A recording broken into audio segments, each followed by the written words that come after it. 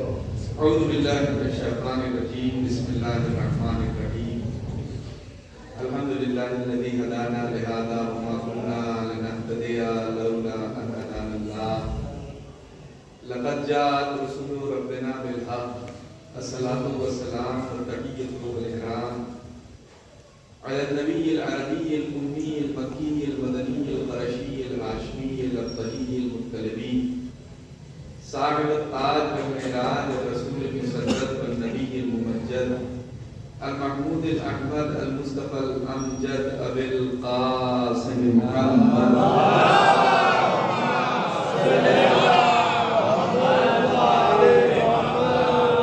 وعلى الطيبين الطاهرين المعصومين المظلومين المنتقمين المنتقمين ولعنة الله على أعدائهم أجمعين من الآن إلى قيام يوم الدين. أما بعد فقد قال الله تعالى في القرآن الكريم بسم الله الرحمن الرحيم إنا أعطيناك الكوثر فصل لربك وانحر إن شانئك هو الأبتر.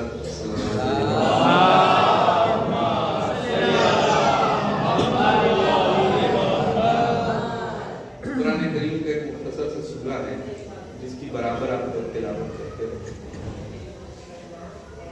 اور اس کا شرط یہ ہے کہ قرآن کا سب سے چھوٹا سورہ ہے.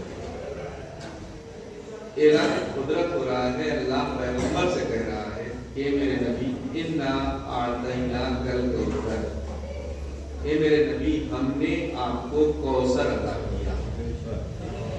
اچھا جب عطا کیا ہے تو پھر اس کے بدلے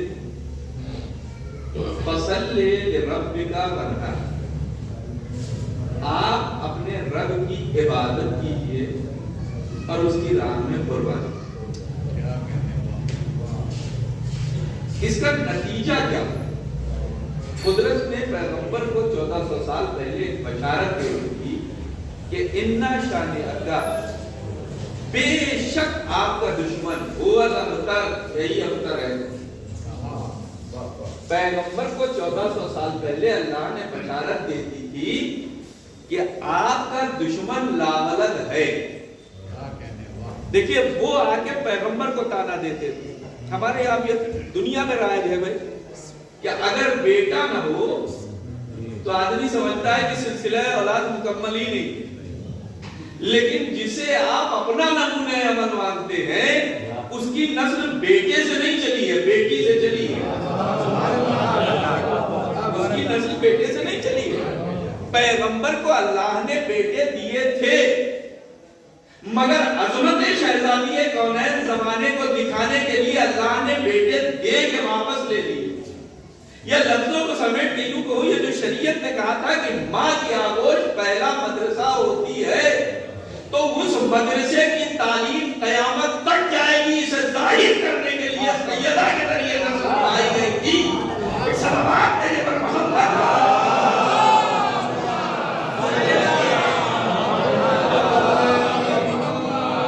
تو پیغمبر کو لوگ آگے تانا دیتے تھے کہ آپ ابتر ہیں، مطلب آپ کے پاس بیٹا نہیں ہے. قرآن نے اسی کو پلٹ دیا. بقول شاعر کہ قرآن کی نگاہ میں کوثر ہے فاطمہ، یعنی جواب تانے ابتر ہے فاطمہ. تو شہزادی کونین کے لیے اب قدرت نے آخری آیت میں کہا کہ بے شک آپ کا دشمن ہی لاولد ہے. اچھا صاحب دنیا کہہ سکتی ہے کہ اتنی اولادیں تھیں ان کے یہاں. آج بھی آپ دنیا میں دیکھ لیجئے کہ جہاں جہاں بادشاہت ہے اتنے شہزادے ہیں کہ تخت کے لیے لڑائی ہوتی رہتی ہے کہ کون سا شہزادہ کس کا والا تخت پہ بیٹھے گا. تو وہاں بھی اتنے تھے لیکن قرآن نے کہہ دیا ہے نبی آپ کا دشمن ابتر ہے. تو آپ بتائیے ماننے والے تو مل جائیں گے مگر ان کی اولاد بننے والے کتنے ہیں؟ کتنے ہیں جو یہ دعویٰ کریں کہ ہم ان کی اولاد میں سے ہیں؟ اولاد نہ بننا اس کی بات کی دلیل ہے کہ جب قرآن نے کہہ دیا ہے کہ دشمن لاولد ہے تو پھر اب قیامت تک لاولد رہے گا. قرآن نے کہہ دیا ہے رسول آپ کا دشمن. اچھا رسول کا دشمن کون ہوگا؟ पैगंबर ने किसी को अपना दुश्मन नहीं कहा।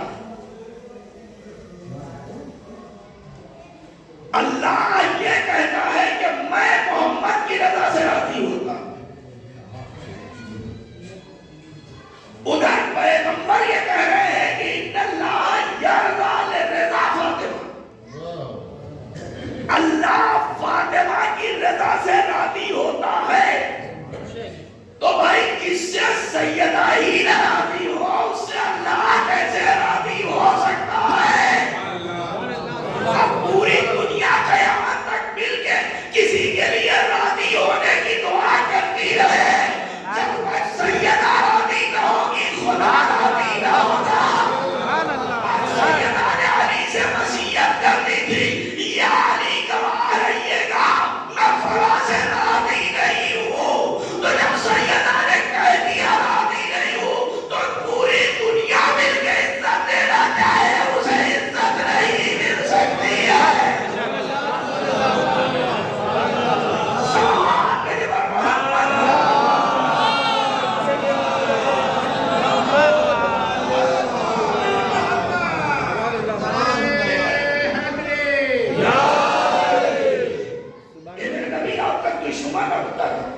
सवाल ये उठता है ये किस शरीयत की बात हो रही?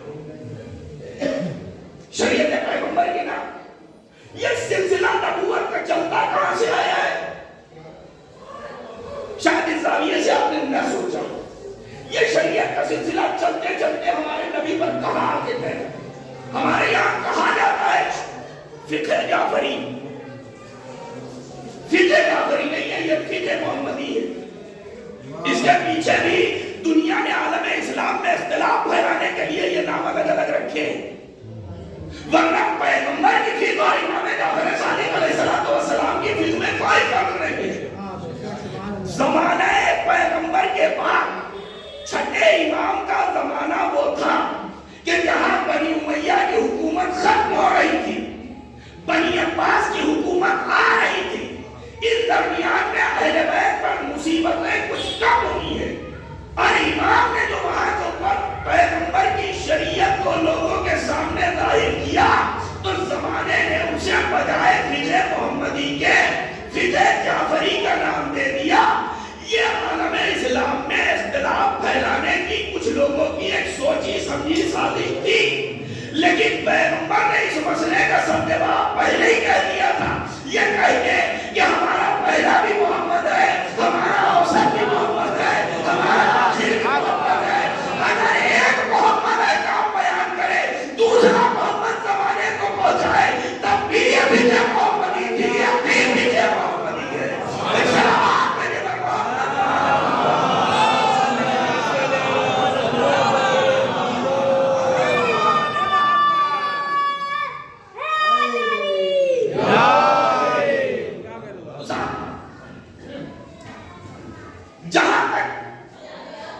मेरा नाकिस मुतालिया है, जनाबे आदम से लेकर हमारे पैगंबर तक शरीयत एक ही है जो चली। शरीयत इसलिए जो कुरान कह रहा है लन तजिदा ले सुन्नतिल्लाह तब्दीला, अल्लाह की सुन्नत बदला नहीं करती। नबी बदले, शरीयत नहीं बदली। और उसकी दलील ये है कि कुरान कहता है बिस्मिल्लाहिर्रहमानिर्रहीम, इन्नल्लाह अस्तफा आदम व नूहम व आला इब्राहीम व आला इमरान। बेशक अल्लाह ने चुना आदम को, नूह को और आले इब्राहीम को और आले इमरान। कुरान कह रहा, कुरान की आयत है इन्नल्लाह अस्तफा, अल्लाह ने चुना, मुंतखब किया आदम को। जनाब आदम को मुंतखब करने की उलमा ने लिखी एक वजह यह है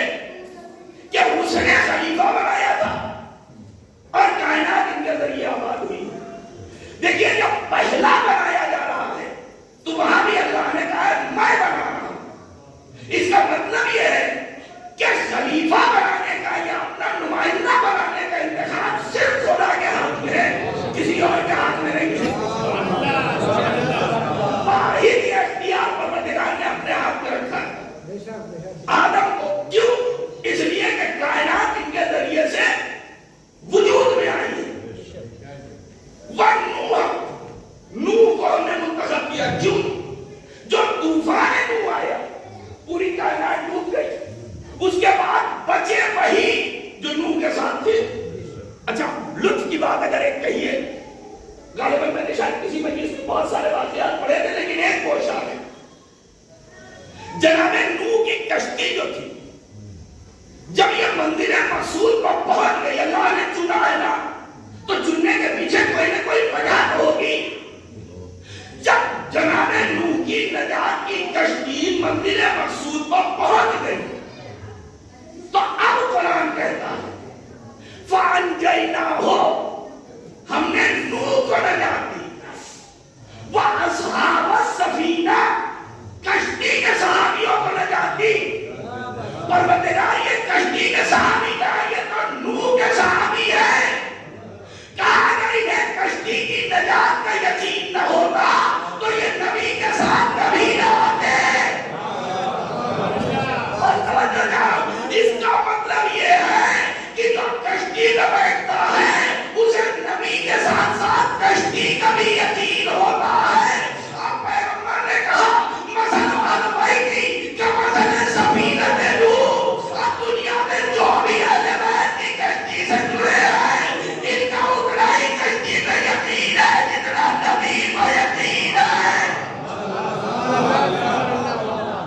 تو سب ایک کہیے چنا, آدم کو چنا, نوح کو چنا.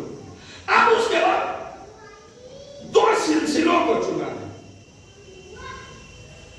آل ابراہیم, جناب ابراہیم کی آل کو, وہ آل عمران, اور جناب عمران کی آل کو چنا ہے. دو نبیوں کا نام لیا, دو سلسلوں کا نام لیا. جو نبی ہے ان میں سے ایک کی فضیلت یہ ہے کہ دنیا کو آ کے اس نے دنیا بنایا. دوسرا نبی وہ ہے کہ جس نے دنیا کو ظلمت مٹا کے پھر سے آباد کیا. اب دو سلسلوں کی بات ہے, آل ابراہیم, آل عمران. آل ابراہیم میں جناب ابراہیم کے بیٹے ہیں جناب اسماعیل. جناب اسماعیل کی قربانی دی گئی. بہت توجہ چاہ رہا ہوں. ادھر سورے میں اللہ کیا کہہ رہا ہے, ہم نے کوثر عطا کیا ہے, بدلے میں آپ عبادت کیجیے اور قربانی دیجیے. ایک اس سلسلے کا تذکرہ ہو رہا ہے جہاں قربانی دی جا رہی تھی, وہ بھی اولاد کی. ابراہیم کا سلسلہ, سلسلہ ابراہیم میں قربانی ہے جناب اسماعیل کی. پیغمبر اسلام فرماتا ہے الحمدللہ الذی جعلنا من ذرع اسماعیل ومن ذریۃ ابراہیم. تمام تعریف ہے اس پروردگار کی جس نے مجھے نسل اسماعیل اور ذریت ابراہیم میں قرار دیا. اور توجہ چاہوں, پیغمبر کہہ رہے ہیں کہ تمام تعریف اس معبود حقیقی کی کہ جس نے مجھے نسل جناب اسماعیل میں, اسماعیل قربان گاہ میں آئے تھے نا, برابر سنتے ہیں, بقرعید مناتے ہیں اس کی. لیکن جب جناب اسماعیل قربانی سے بچ گئے تو جناب ابراہیم کے دل میں خیال آیا کہ کیا پروردگار نے میری قربانی کو رد کر دیا جو میرے بیٹے کی جگہ دھنبا آ گیا. دعا کے لیے ہاتھ اٹھائے, ادھر سے جواب آیا کہ ابراہیم ہم نے تمہاری قربانی کو رد نہیں کیا ہے بلکہ وہ فدیناہ بذبح عظیم, ہم نے تمہاری قربانی کو ذبح عظیم سے تبدیل کر دیا ہے. بہت توجہ, اس کا مطلب سلسلہ نسل اسماعیل میں قربانیوں کا سلسلہ برابر جاری رہے گا. بہت توجہ چاہوں, تھوڑا سا مسئلہ پوچھ گئے, اگر ذرا سا ساتھ رہے, نسل اسماعیل میں قربانیوں کا سلسلہ جاری رہے گا. واقعی کربلا قربانی نہیں ہے تو پھر کیا ہے؟ کربلا نہ ہوتی تو اسماعیل کبھی نہ بچے ہوتے. تو ایک سلسلہ قربانی دینے کی بات اللہ نے نبی سے کہی تھی, پورا ایک سلسلہ ہے جو قیامت میں قربانی دینے کے لیے تیار کھڑا ہوا ہے. دوسرے سلسلے کا قصیدہ پڑھا, آل ابراہیم آل عمران, عمران کا سلسلہ. سالیہ عمران کون؟ تفسیر لکھنے والوں نے لکھا کہ صاحب جناب مریم کے باپ کا نام عمران. بالکل اس سے کوئی انکار نہیں، لیکن اللہ کہہ رہا میں نے چنا، تو جب چنا ہے تو قیامت تک وہ سلسلہ جاری رہنا چاہیے۔ جس طرح سلسلہ ابراہیم جاری ہے ایسے ہی قیامت تک سلسلہ عمران بھی جاری رہنا چاہیے۔ دنیا کہہ سکتی ہے کہ جناب عیسیٰ چرخے چاروں پہ، عیسیٰ پہ آگے سلسلہ رک گیا نا، کہہ سکتی ہے کہ چرخے چاروں پہ جناب عیسیٰ بیٹھے ہوئے، تو صاحب عیسیٰ آیات ہے، سلسلہ عمران جاری نہیں ہے۔ بہت توجہ چاہ رہا ہوں، سلسلہ عمران جاری نہیں ہے، ضرورت ہے کہ کوئی ایسا عمران ہو جس کا سلسلہ قیامت تک جاری رہنے والا ہو، کوئی ایسا عمران ہو جو قربانیوں میں بالکل سلسلہ ابراہیم کے برابر ہو، تو پھر تاریخ میں ایک ہی عمران ہے جسے دنیا ابو طالب کے نام سے جانتی ہے، جو قربانیاں دے کے ابراہیم والوں کو بچانا چلا رہا ہے۔ ایک ہی سلسلہ ہے۔ اچھا سلسلہ جناب اگر اس عمران کو مراد دیا جائے، جناب مریم کے والد جن کے لیے کہا گیا ہے مریم بنت عمران، اگر آپ اس حقیقت میں بھی جا کے دیکھیے تو وہاں اللہ کہتا ہے فَأَرْسَلْنَا إِلَيْهَا الرُّوحَ، میں نے مریم کی طرف روح بھیجی۔ جناب مریم واحد ہے، دیکھیے اللہ نے جسے جسے چنا ہے اس کا انتخاب خود اس نے کیا ہے، دوسروں کے ذریعے نہیں کروایا۔ یہ بھی قیامت تک کا راستہ ہے کہ ضرورت کے اعتبار سے تمہیں نہیں چننا ہے، تمہیں اسی کو ماننا ہے جسے ہم نے چنا ہے۔ جناب مریم کے لیے اس نے کہا اِنَّ اللَّهَ اصْطَفَىٰ آدَمَ وَنُوحًا وَآلَ إِبْرَاهِيمَ وَآلَ عِمْرَانَ، اور جب مریم کی باری آئی اگر اس سلسلے سے چنی ہوتی تو پھر اللہ نے کہتا یا مریم اِنَّ اللَّهَ اصْطَفَاكِ وَطَهَّرَكِ وَاصْطَفَاكِ عَلَىٰ نِسَاءِ الْعَالَمِينَ، اے مریم اللہ نے تمہیں چنا برگزیدہ کیا عالمین کی عورتوں میں سے۔ تو اگر اس سلسلے کی چنی ہوئی ہے تو پھر دوبارہ چننے کا کیا مطلب؟ صاحب آپ نے ایک کو وزیر اعلیٰ بنا دیا تو ایک بار جب تک دوبارہ عہدے سے نہ اترے تب تک یہ کہنے کا صاحب ہم نے آپ کو پھر بنا دیا، اس کا مطلب یہ اس سلسلے سے نہیں ہے، کسی دوسرے سلسلے سے ہے۔ دلیل سورہ آل عمران میں جائیے، غالباً آیت نمبر 43 اعلان ہوتا ہے، اسے پہلے کی بھی آیت ہے اگر پڑھتے ہوئے آئیے تو وہاں پر پھر اللہ کہتا ہے کہ ہم نے ملک کو بھیجا، روح کو بھیجا، فنادتہ الملائکہ، ملائکہ نے اسے آواز دی کہ اللہ کہہ رہا میں تمہیں ایک بیٹا دوں گا۔ اور اس کے بعد کی جو آیت ہے خدا کی قسم آیت نمبر 43 قیامت کی آیت ہے، یا مریم اقنتی لربک واسجدی وارکعی مع الراکعین،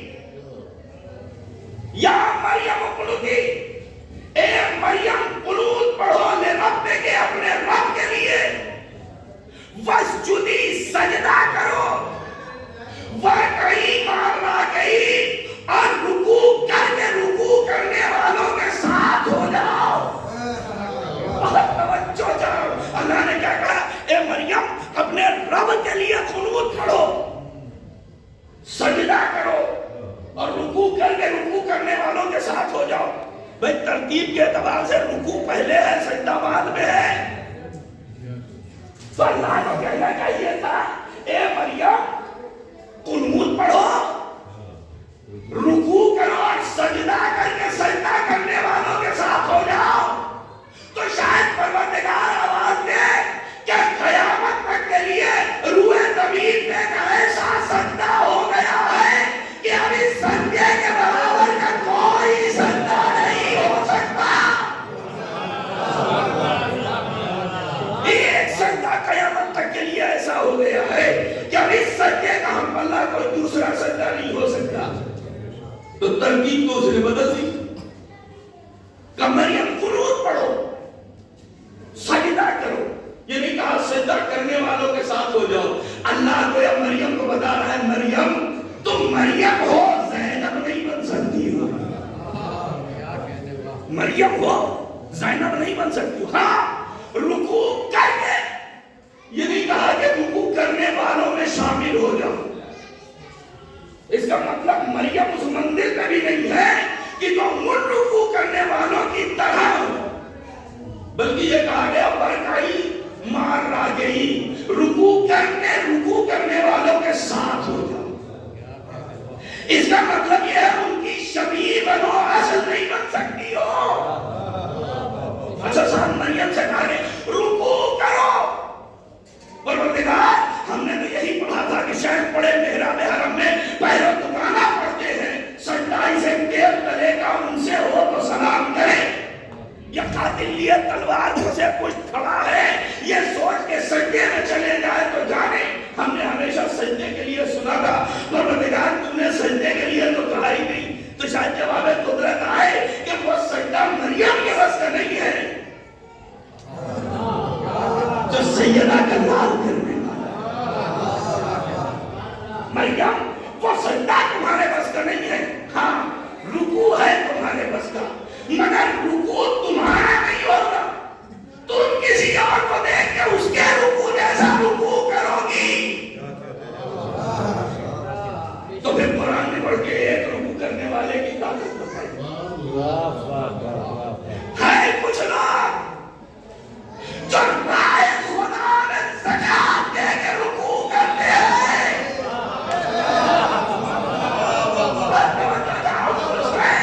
جو رائے خدا میں حالت رکوع میں زکات دیتے ہیں, بھائی مریم اصل نہیں ہے. اب ان کے جیسا رکوع کرنے کی کوشش کرو. بہت توجہ. تو یہ دو سلسلے ہیں. ایک سلسلہ عمران مریم کے بس کا تو نہیں ہو. مریم اصل نہیں ہو سکتی. مریم کا رکوع اصل نہیں ہو سکتا. مریم رکوع کر کے رکوع کرنے والوں جیسی ہوگی, رکوع کرنے والی نہیں ہوگی. بہت توجہ چاہ رہا ہوں. اصل میں اور شبیہ میں فرق ہوتا ہے. اصل ہوتی ہے, نقل ہوتی ہے. بھائی سامنے کی مثال ہے, یہ ہمارا آدھا خانہ ہے, پاک و کرم ہے, مگر یہ کیا اصل ہے قبر حسین کے برابر ہے؟ نہیں ہے نا. تو بھائی جب شبیہ اصل کے برابر نہیں ہو سکتی تو پھر ماننا پڑے گا کہ مریم کا رکوع الگ ہے, اصل رکوع کرنے والوں کے رکوع الگ ہے. مریم اس سلسلے سے ہے جو جامد ہو گیا, ٹھہر گیا, رک گیا. ایک ہے عمران کا سلسلہ. کیا اس عمران کے سلسلے میں جو رکوع کرتا ہے وہ حالت رکوع میں زکات دیتا ہے. اب نسل اسماعیل کی ایک خاتون اگر اس کی کفو پڑی, بہت توجہ چاہ رہا ہوں, نسل اسماعیل کی خاتون نسل عمران کے اس شخص کے برابر آ کے کھڑی ہوئی کہ جب پیغمبر نے سوال کیا کہ یا علی سیدہ کو تم نے کیسا پایا, تو مولا کہتے عبادت الہی کا بہترین شریک. پیغمبر سوال کر رہے نا, یا علی سیدہ کو کیسا پایا. سماجی اعتبار سے دیکھیے, ادبی اعتبار سے دیکھیے تو جملہ کیا کہہ رہا, لیکن خدا کی قسم یہ خانوادہ اہل بیت ہے. مولا نے کیا کہا, یہ نہیں کہا میری جیسی عبادت. دیکھیے جیسی اور اصل میں فرق ہوتا ہے. یہ نہیں کہا میری جیسی عبادت, کہا یا رسول اللہ عبادت الہی کی بہترین شریک. یعنی یا رسول اللہ سجدہ میرا سجدہ تھا, رکوع میرا رکوع تھا, یا رسول اللہ قیام میرا قیام تھا, یا رسول اللہ قنوت میرا قنوت تھا. بھائی جب دونوں سلسلے نسل ابراہیم و نسل عمران آگے ملی تو اب جب ایک جگہ پر ملی تو قدرت کو کچھ اور نظر نہ آیا. اس نے نبی سے کہا ہے نبی اتنا پہلا کل کوثر ایک شہوات میرے بار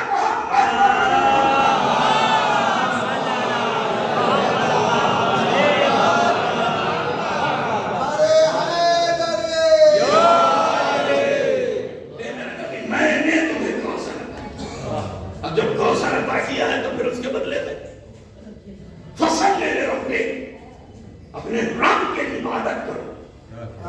عبادت کہاں ہوتی ہے؟ ہم لوگ بھی تو کرتے ہیں، جب بالکل مطمئن ہوتے ہیں تبھی لطف آتا ہے نا۔ کبھی پریشانیوں میں عبادت کا لطف آتا ہے؟ ابھی فرض کیجئے ہمارے یہاں تو وہ دھوپ نہیں پڑتی ہے نا جو عرب میں، لیکن رمضان میں اگر جمعے میں مسجد بھر جائے اور نصف النہار میں وہاں کسی کو نماز جمعے کی نماز پڑھنا پڑ جائے تو 15-20 منٹ تو اس پر کیا قیامت گزر جائے۔ اللہ نے اپنے نبی سے کہا ہے کہ ہم نے کوثر کیا ہے تو پھر اب عبادت کرنا ہے۔ کھا پی کے عبادت کرنا الگ ہے، بھوک و پیاس میں عبادت کرنا الگ ہے۔ عبادت کرنا اور عبادت ہی نہیں کرنا، ونہر اس کے ساتھ ساتھ قربانیاں، کس کس چیز کی قربانی؟ پھر قرآن سے رجوع کریں، قربانی کس کس چیز کی ہوگی؟ قرآن آواز دیتا ہے وَلَنَبْلُوَنَّكُمْ بِشَيْءٍ مِّنَ الْخَوْفِ وَالْجُوعِ وَنَقْصٍ مِّنَ الْأَمْوَالِ وَالْأَنفُسِ وَالثَّمَرَاتِ، اور بے شک ہم تمہیں آزمائیں گے۔ من الخوف، ڈر کے ذریعے، والجوع، بھوک و پیاس کے ذریعے، والنقص من الاموال، مال چھین کے، والانفس، تمہاری جان کے ذریعے، والثمرات، تمہاری اولاد کے ذریعے۔ اتنی چیزوں سے ہم تمہیں آزمائیں گے، یعنی قربانیاں اتنی چیزوں کی دینا ہوگی۔ کس کس چیز کی؟ ڈر کے ذریعے، بھوک و پیاس کے ذریعے، مال کے ذریعے، جان کے ذریعے، اولاد، یہ ساری قربانیاں ہیں نا۔ تو جب یہ قربانیاں ہیں اللہ ان سے آزمائے گا۔ پوری تاریخ نبوت اٹھا کے دیکھ ڈالیے، جتنے بھی نبی ہیں 1 یا 2 صفت کے ذریعے امتحان ہوا ہے، نبیوں کا صبر جواب دینے لگا۔ پوری تاریخ دیکھ ڈالیے، خوف کے ذریعے آزمائیں گے۔ کیسے کیسے نبی گزرے ہیں؟ جناب یونس شکم ماہی میں چلے گئے تھے، خوف میں عالم ہو گیا تھا، اتنی دعائیں کرنے لگے تھے کہ کیا پروردگار بس دنیا یہی ہے، اسی کے اندر میں واقع ہوں گا، بھوک اور پیاس کے ذریعے آزماؤں گا۔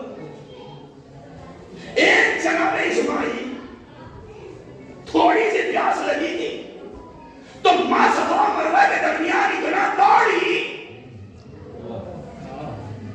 کہ پروردگار کو مجبوراً بچے کی جہاں دوسرے اپنے پیر رکھ رہے تھے وہاں سے چشمہ جاری کرنا پڑ گیا۔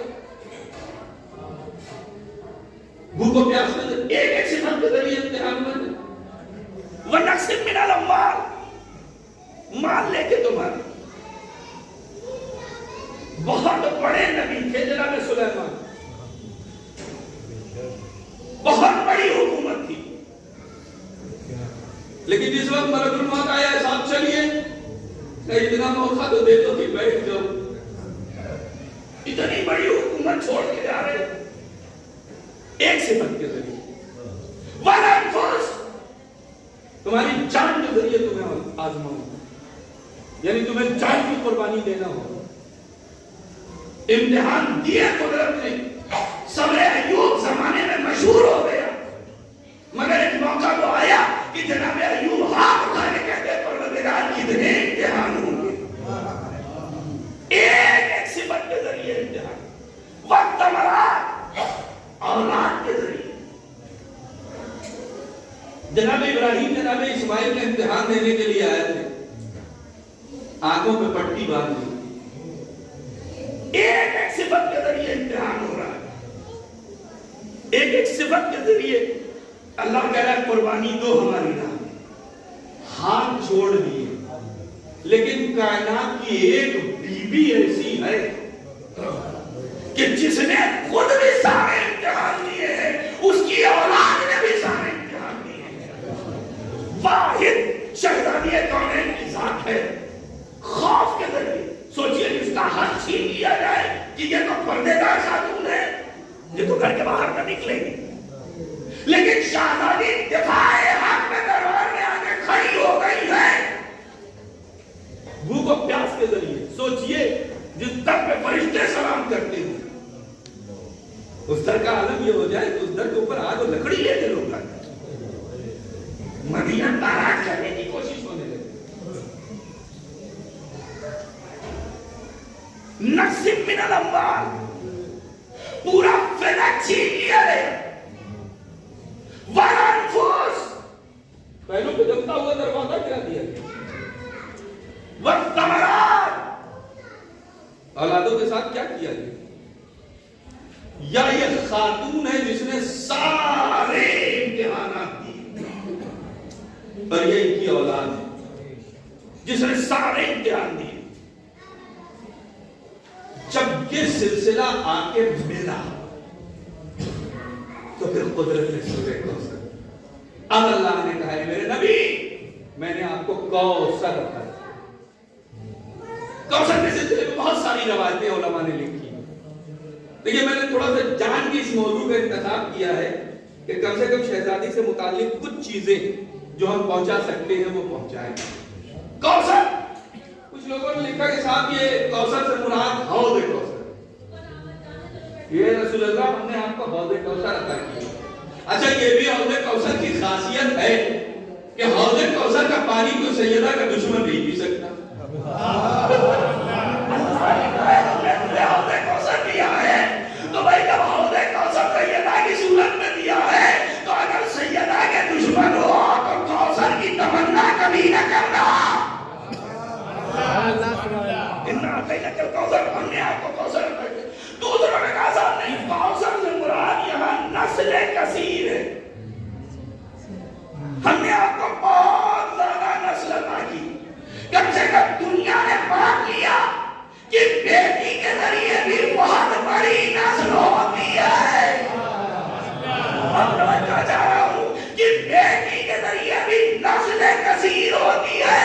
اللہ نے تبارک کے لیے کہ میرے نبی ہم نے آپ کو کوثر عطا کیا، نسل کثیر عطا کی، تو جب اللہ نے کہہ دیا ہے کہ ہم نے تمہیں نسل کثیر عطا کی تو اب سادات کے چاہے خود سے کہاں بنواؤ، چاہے سادات کو دیواروں میں چلوا دو، مگر اللہ نے کہہ دیا ہے کہ کثرت سے ہے تو زمین کے کسی خطے میں جاؤ گے اولاد سیدہ کا کردار نظر آ جائے گا۔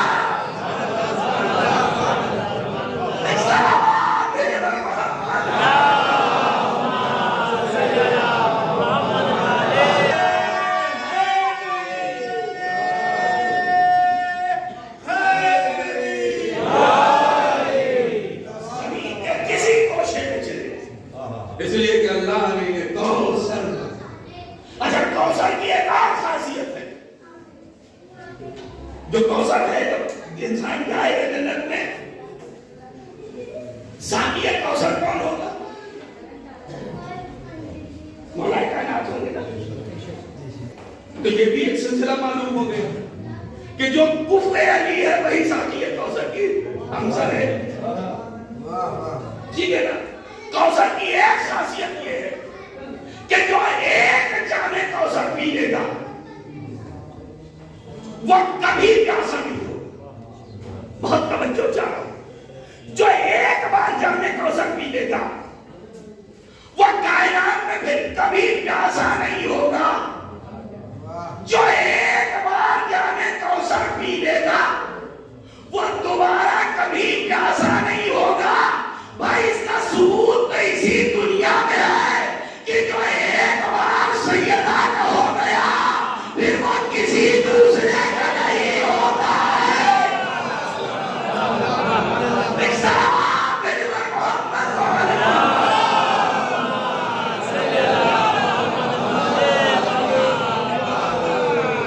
ایک بار جو شہزادی، اس لیے یہ کوثر کی خاصیت ہے کہ کوثر سے سیراب ہے دنیا کے لاکھ خاتون۔ اللہ نے قصیدے پڑھے، ہم ان خاتون کا احترام کرتے ہیں، لیکن وہ ساری کی ساری سیدہ کے برابر نہیں ہو سکے۔ ساری کی ساری ان کو چھوڑیے، بیت پیغمبر کی سب سیدہ کے برابر نہیں ہو سکے۔ سیدہ چھوڑ دیجیے، فتنہ کے برابر نہیں ہو سکتی. اور اپنی طرف سے نہیں کہہ رہا ہوں، حدیث قصہ برابر آپ پڑھتے رہتے نا، ہر شب جمعہ پڑھتے ہیں. حدیث قصہ میں کیا پڑھتے ہیں کہ جب پیغمبر اکرم شہزادی کے گھر میں آئے اور آنے کے بعد کہتے ہیں میری بیٹی میں اپنے بدن میں ضعف محسوس کر رہا ہوں. شہزادی سوال کرتی ہے بابا ضعف کا سبب کیا ہے؟ کہے بیٹی اپنی یمنی چادر لا کے مجھے دے دو. اب تاریخ نے اس یمنی چادر کا حال لکھا ہے کہ وہ اتنی چھوٹی تھی کہ اگر شہزادی سر چھپاتی تھی تو پیر کھل جاتے تھے، پیر چھپاتی تھی تو سر کھل جاتے تھے. یہی تاریخ نے لکھا ہے نا. لیکن وہی تاریخ یہ لکھتی ہے کہ پانچ کے پانچوں اسی ایک چادر کے نیچے آ گئے. یہ شہزادی کی چادر کا معجزہ نہیں ہے، بلکہ شہزادی بتا رہی ہے کہ جب پانچ پانچ معصوم چادر کے نیچے آ سکتے ہیں تو پھر پوری امت بھی چادر کے نیچے جمع ہو سکتی ہے. کہ بیٹی چادر دے دو. ہمارے یہاں بھی بزرگوں کی طبیعت خراب ہوتی ہے، بڑی بیٹی سے محبت ہوگی، لیکن طبیعت خراب ہونے میں کوئی باپ بیٹی کے گھر جاتا ہے کہ میری طبیعت خراب ہو گئی، لاؤ اپنی فلاں والی چادر دے دو موڑ کے، کربلا والی دے دو موڑ کے لیٹتا ہے. وہ یہ نبی بتا رہے یہی سے ایک اور پتہ چلا تم اور ہو ہم اور ہیں. ہمیں اپنا جیسا مت کہنا، تم اور ہو ہم اور ہیں. شہزادی نے چادر لا کے دے دی. اب پوری حدیث کے ساتھ برابر پڑھتے رہتے سنتے رہتے ہیں کہ پہلے بڑا شہزادہ پھر چھوٹا شہزادہ پھر مولا کائنات اور آخر میں شہزادی کونین. چادر کے نیچے سب کے سوال ہے، سب کے سب چادر کے نیچے، سب کو سب پہچانتے ہیں. لیکن جب نور اٹھا تو جبرائیل جیسا فرشتہ گھبرا کے سوال کرتا ہے یا رب و من تحت الوساد، پروردگار چادر کے نیچے ہے کون؟ بھائی جبرائیل نے مولا کائنات کو بھی دیکھا ہے، پیغمبر کو بھی دیکھا ہے، شہزادی کو بھی دیکھا ہے، امام حسن اور امام حسین کو بھی دیکھا ہے. سب کو جانتا ہے نا.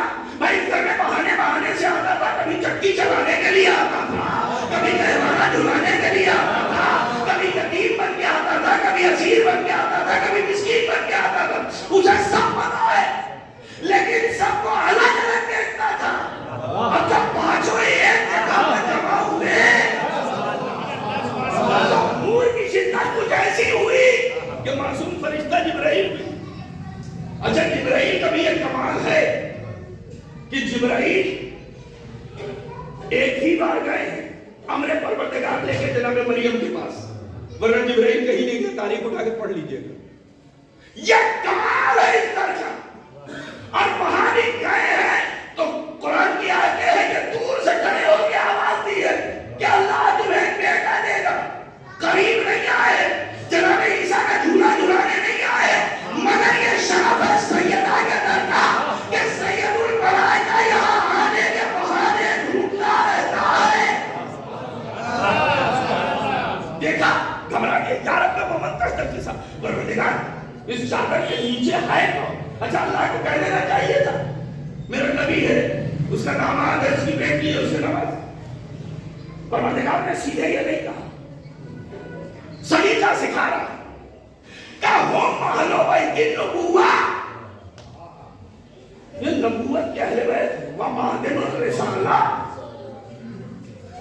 یہ رسالت کی کان ہے. ہمارے یہاں بھی کانیں ہوتی ہیں نا، کان سے سونا نکلتا ہے، چاندی نکلتی ہے، ہیرے جواہرات نکلتے ہیں، سونے کی کان، چاندی کی کان. کان سے جنس نکلتی ہے، جنس سے کان نہیں نکلتی. اب قدرت کے الفاظ کرتا ہے، الفاظ ہے اللہ کہہ رہا ہے کہ یہ نبوت کے اہل بیت ہے، رسالت کی کان ہے، یعنی رسالت انہی کے گھر سے نکلتی. اللہ نے لفظ کان استعمال کیا ہے، یعنی یہ نبوت جنس ہے، در اہل بیت اس جنس کی کان ہے. نبوت ان کے گھر سے نکلتی ہے تو پھر اب ماننا پڑے گا کہ آدم سے لے کے پیغمبر تک جتنے نبی آئے ہیں ان کا واسطہ اسی گھر سے رہا ہے.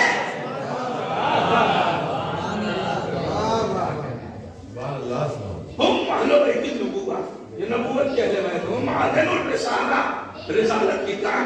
اب اس کے بعد اس نے تعارف کرایا, ہم فاطمہ و ابوہا. ہمارے یہاں بھی ہوتا ہے, تعارف ہوتا ہے, بڑا احترام صاحب خاتون کا نام مجمع پہلا نہیں لیے گا. اللہ تعارف کرا رہا, ہم فاطمہ و ابوہا, فاطمہ ہے اور ان کے بابا ہیں, وبالوہا ان کے شوہر ہیں, وبنوہا اور ان کے بیٹے. اللہ نے تعارف کرا دیا کون کون ہے. اب حدیث کے برابر پڑھتے تھا, جب یہ نام سنے تو اب جبرائیل جو ہر موقع پہ ان کے در پہ آتا تھا, اس کے دل میں تمنا ہوئی کہ ہر موقع پہ جاتا ہوں, اس موقع پر بھی تو جانا چاہیے. تو حدیث کسا یارب پہ آتا بنے لی انت خلا معہوم سادسہ, پروردگار ہمیں بھی اجازت دے دے, ہم بھی تو ان کے ساتھ جا کے چھٹے بن جائیں. بہت توجہ چاہو. اب شاہدانی فرماتی ہے کہ جب سب ہم جمع ہو گئے تو ہمارے بابا نے اخذا بھی رسول اللہ پہ طرف الکسا, چادر کے کونے کو پکڑا, وَأَوْمَا بِيَدِهِ الْيُمْنَىٰ, اور اپنے داہنے ہاتھ سے آسمان کی طرف اشارہ کیا, اور اس کے بعد کہا اللہم ہؤلاء اہل بیتی وخاصتی وعامتی, پروردگار بس یہی ہے میرے اہل بیت. میں نہیں کہا حدیث کسا پڑھتے ہیں, نبی نے فرمایا ہے کہ نبی نے کہا پروردگار بس یہی میرے اہل بیت ہے, یہی میرے مخصوص ہے, یہی میرے خاص ہے. اللہم غالباً ہم اللہ, پروردگار انہی سے محبت کر جو ان سے محبت کرتے ہیں, وعادباً عادا, جو ان سے دشمنی کرتا ہے اس سے دشمنی کر. اس کا مطلب یہ ہوا کہ حدیث کسا کے نزول سے پہلے ہو سکتا تھا اللہ کسی کو معاف کر دے, مگر اب نبی کی گزارش کے بعد اللہ اپنی طرف سے کسی کو معاف نہیں کرے گا. اللہ وانصر من نصرہ, پروردگار جس نے ان کی مدد کی تو بھی ان کی مدد کر. وانصر من خذلہ, جس نے ان سے دشمنی کی تو بھی اس سے دشمنی کر. تو جب نبی نے کہہ دیا ہے تو چاہے جتنی اللہ سے مدد مانگتے رہیے. اب سمجھ میں آیا کہ امریکہ جیسا آزاد سعودی ملکوں پہ کیوں مسلط ہے. ایک سلامات دے دیا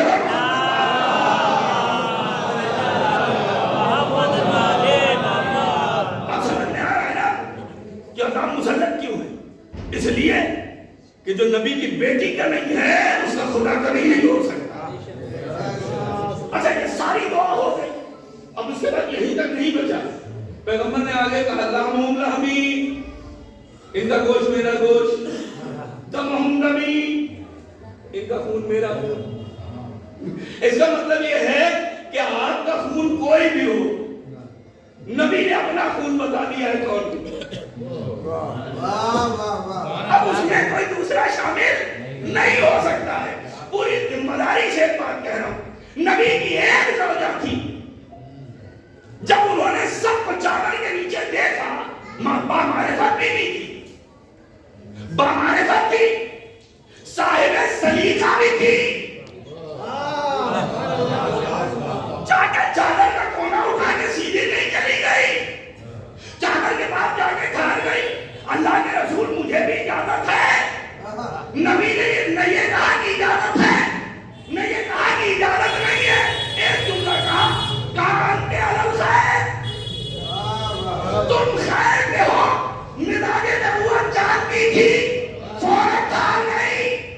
بہت توجہ چاہا, مزاج نبوت جانتی تھی, کھار گئی. جب نبی کے کہنے سے ام سلمہ ٹھہر گئی تو نبی نے کتنا معتبر بنا دیا کہ کربلا کی خاک کا امین بنا دیا ام سلمہ کو. یعنی نبی کے روکنے سے اگر رک جائے تو نبی کی امانتوں کی امین بن جاتی ہے. اگر نبی کے روکنے سے نہ رکے, صلوات بھیجے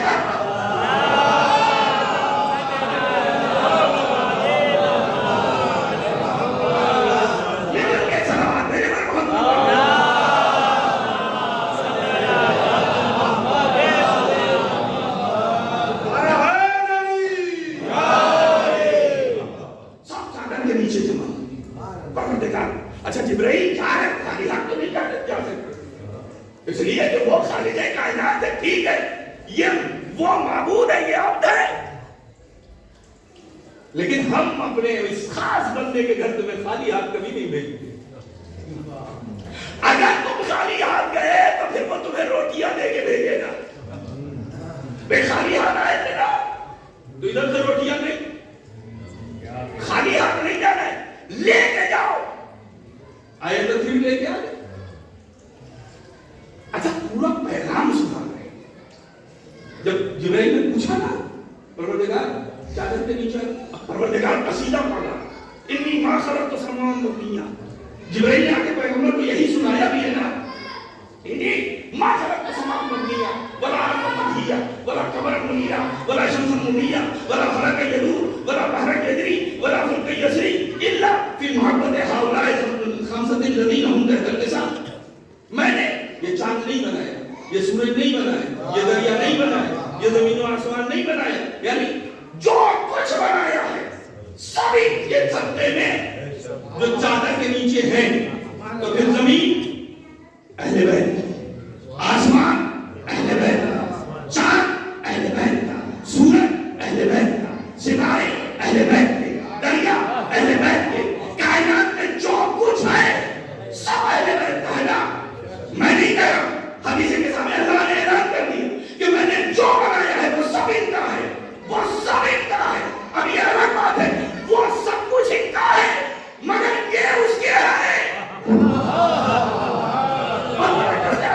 یہ سب کچھ بنا کے ان کا حوالے کر دیا. اب میرا ایک شرعی مسئلہ آپ کے سامنے ہے. فرض کیجیے میں آیا، میں نے نماز نہیں پڑھی تھی، میں منتصر بھائی کے گھر میں پہنچ گیا. اگر مجھے نماز پڑھنا ہے ان کے گھر میں تو جب تک میں ان سے اجازت نہ لے لوں میری نماز صحیح نہیں ہو سکتی ہے. زندگی بھر میں وہاں بیٹھ کے نمازیں پڑھتا رہوں، اللہ ایک سجدے کو بھی قبول نہیں کرے گا. تو جب قدرت نے کہہ دیا پوری کائنات اہل بیت کی ہے، تو جب تک اہل بیت ادا کرو گے ایک سجدہ بھی قبول ہونے والا نہیں ہے. ایک سلام میرے محمد.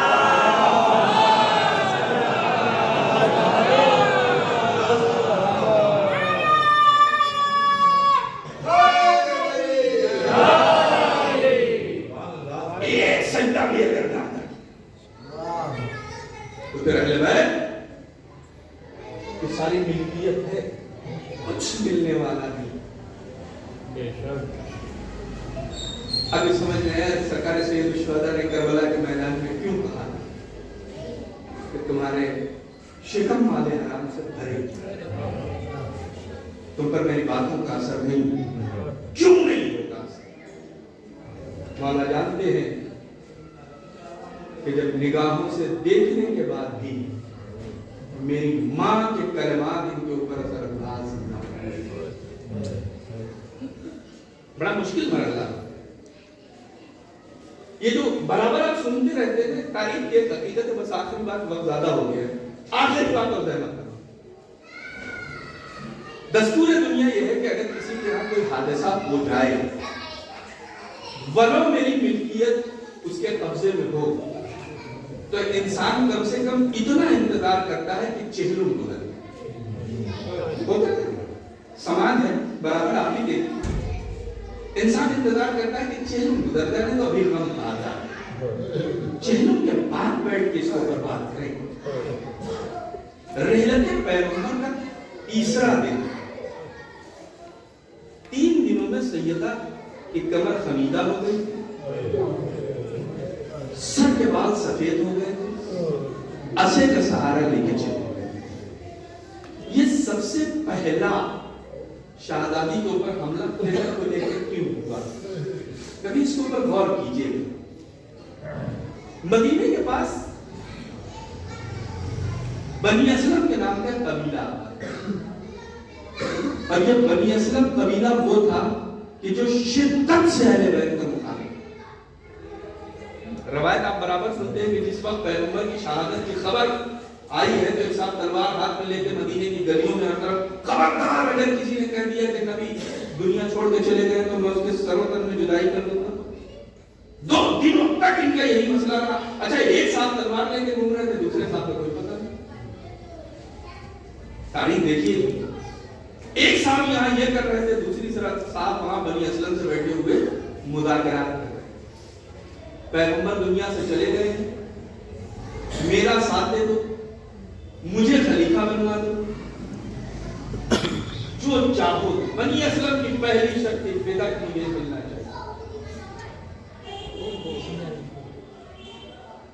بنی اسلم کو خوش کرنے کے لیے نبی کی بیٹی کے دروازے میں آگ لگاتی.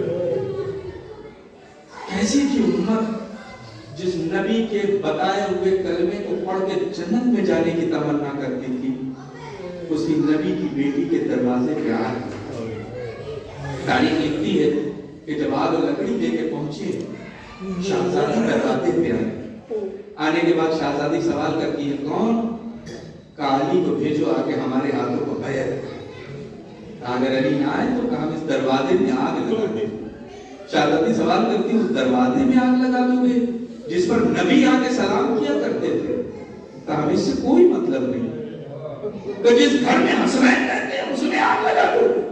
کہا ہم سے اس سے کوئی مطلب نہیں. تاریخ کہتے گفتگو ہو رہی تھی کہ ایک شخص نے اپنے غلام کنفس کو, اب یہ بھی تاریخ کا المیہ ہے کہ شہزادی کے قاتل کا نام بھی نہیں لیا جا سکتا, اپنے غلام کنفس سے کہتا ہے کہ آگ لگا دو.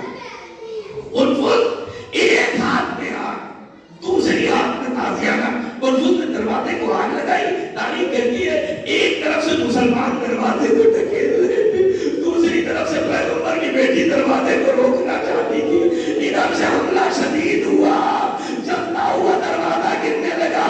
بنت رسول در و دیوار کے درمیان آ گئی. آواز دے فضا, میرا محسن شہید ہو گیا. جزاکم اللہ خیر الجزا. اے فضا, میرا محسن شہید ہو گیا. اے فضا مجھے آگے بچاؤ. فضا کہتی ہے میں دوڑی, شہزادی کو